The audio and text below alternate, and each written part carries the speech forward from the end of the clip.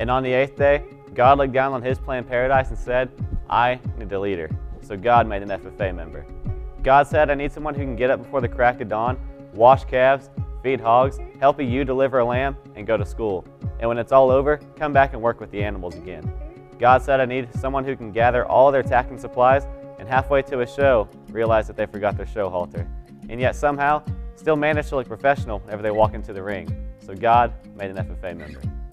I need somebody with arms, strong enough to break a calf to lead, and a goat to brace, yet patient enough to develop a relationship between human and animal.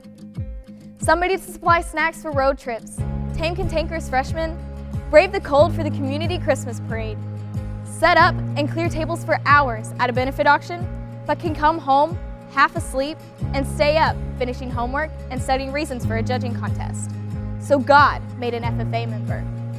God said, I need someone willing to spend all night cramming for a CDE contest and get last place. Then smile, brush it off and say, maybe next year. I need someone who can fix ripped pantyhose with only hairspray and nail polish. Someone who can travel cross-country for contests, conferences, and conventions.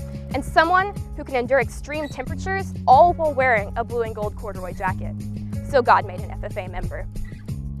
God had to have someone willing to ride the ruts at double speed in the ag truck while singing along to a song that comes on the radio. Someone willing to learn the simple ways of life, and when a problem arises, be able to come up with a solution rather than an excuse. He needed someone willing to work early mornings and late nights in the show barn until the job gets done. Then stay a little longer to help a friend.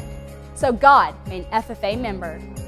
God said, I need someone strong enough to establish order in an FFA meeting, yet gentle enough to comfort a struggling friend, who will represent the name on the back of that jacket with pride and strive to make a positive difference in the lives of others. It had to be someone who would work diligently and deal justly, and above all, be courteous, honest, and fair in the game of life. So God made an FFA member. God needed someone to perfect the art of winning with humility and losing graciously. Someone to seed, feed, breed, and perfect a welding bee, and understand that they're learning to do, doing to learn, earning to live, and living to serve. Who even after serving barbecue, collecting donations, and sweeping aisles, still finishes FFA week with their fellow members at church. So God made an FFA member. God needed someone to tell it straight and stand by their word, to lead by example and motivate with respect. Someone who would not conform to the usual mold, who will instead enlighten, empower, and embrace diversity. Someone that will strive to exceed expectations. Somebody who'd bail a chapter together with the soft, strong bonds of leadership, who would laugh and then sigh, and then reply with smiling eyes when a younger student says he wants to spend his high school years doing what they do. So God made an FFA member.